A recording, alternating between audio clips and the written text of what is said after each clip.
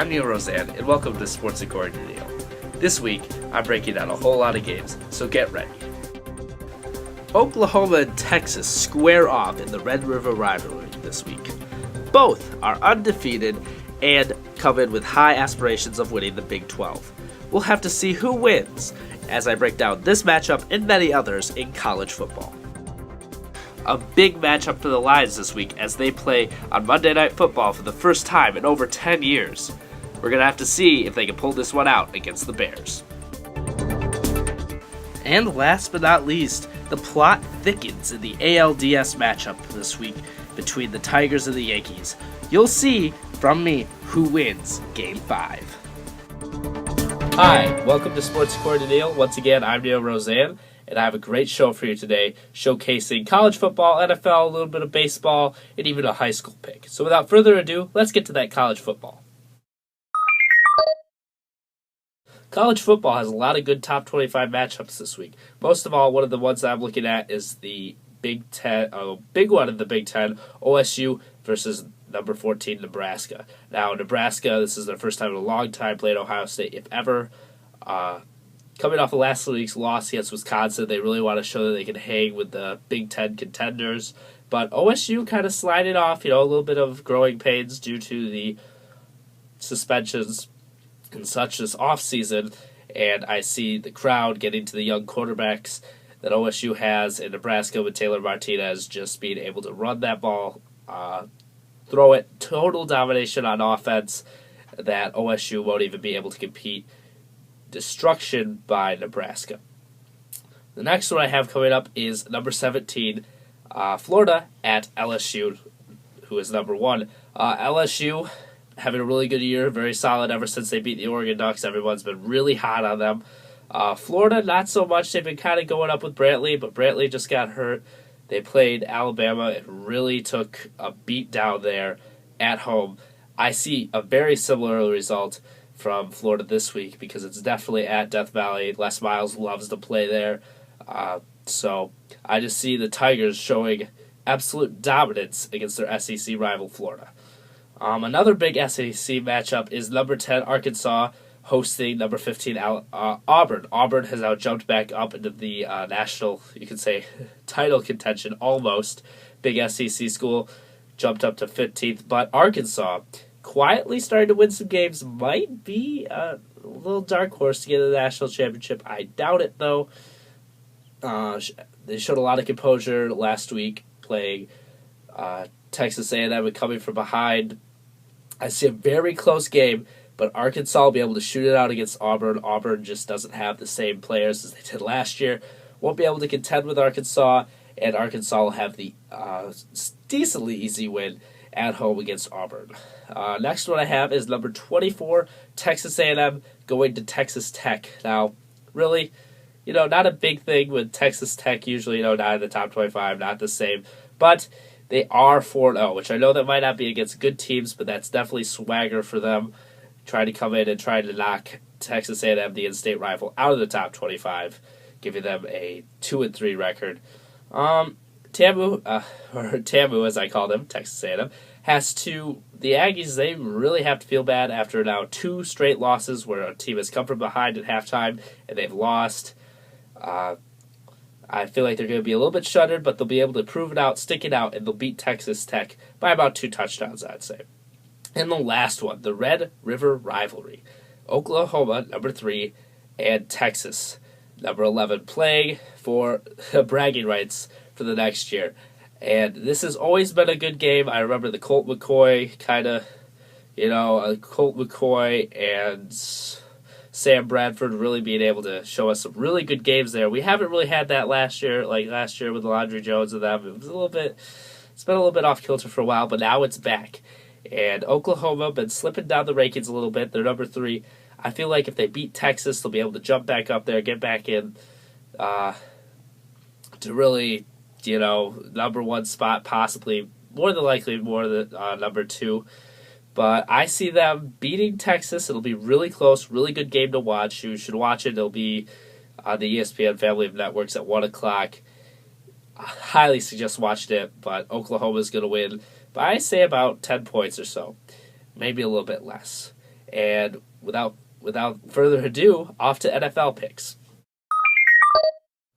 Week 5 looks like a really good week for any NFL fan, especially if you're in Detroit. But before we get to that Chicago and Detroit Monday night matchup, I'll show you some of the games that you should probably take a look at before. One of them is 4-0 Green Bay traveling to the Falcons, who are 2-2. And this is a rematch of a playoff game that was a total blowout by the Green Bay Packers.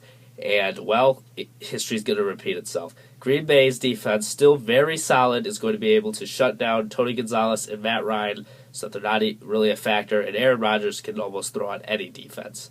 So I see a big day for Aaron Rodgers putting up big points. Green Bay wins easily. Game that we usually would talk about, but Philly versus the Bills. Philadelphia, the dream team, not looking so good. 1-3. This is more of a bigger game for them than the Bills. They really need to show that they can win. Michael Vick needs to show up and play. And if you're the Bills, you're at home.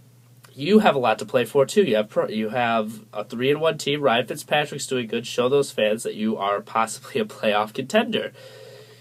I see it that it's going to be a tough game for both teams, but the Bills are going to get put over the edge because of the fans. And Philly's just a little bit frustrated. I feel Ryan Fitzpatrick might not have the best day, but Bills still coming out on top. Next game I have, you really wouldn't think that we'd be talking about, but is the Oakland Raiders and the Houston Texans, both doing really good in their divisions, and really after years of just subpar teams are starting to look like they could make the playoffs and really make a difference. The Texans may have the AFC South on lock. I'll say that again, the Houston Texans, I believe, have the AFC South on lock. They are going to be able to win it. And this would be a big game for them because Oakland, no longer a pushover team. They're really playing good. But Texans at home. But it's going to be a little bit tough because they're missing a couple of their big players, the Texans are, such as Andre Johnson. And it's just going to be tough for them. But I still see Texans pulling it out at home. It'll be a good game, another one, great one to watch. Then another big game this week is going to be the Jets versus the Patriots. The Jets, who are 2-2, and the Patriots, who are 3-1, facing off, you could say, bitter rivals. And Rex Ryan will probably be running his mouth this week. Bill Belichick will be silent as usual, but we'll let the play take over, and I think the Patriots win big. It's home. Tom Brady is playing out of his mind right now. Wes Welker's always there. The pass defense is not going to be able to really stop Wes Welker. I feel like it's going to be a big day for them, and Patriots win a decent amount, but not too much.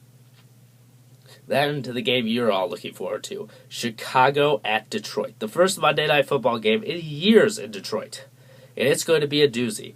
But the thing is that the Detroit Lions are 4-0, and a lot of people believe that they are one of the best teams in the league. I don't know about that yet. They haven't played many quality teams, and this will be their first big chance. And I don't know if they're going to be able to blow it or take full advantage. Chicago, still a little bit iffy at 2-2. They're going to need to play well to really, this is a key division game for them if they want to try and get to the playoffs or win the NFC North behind the Packers.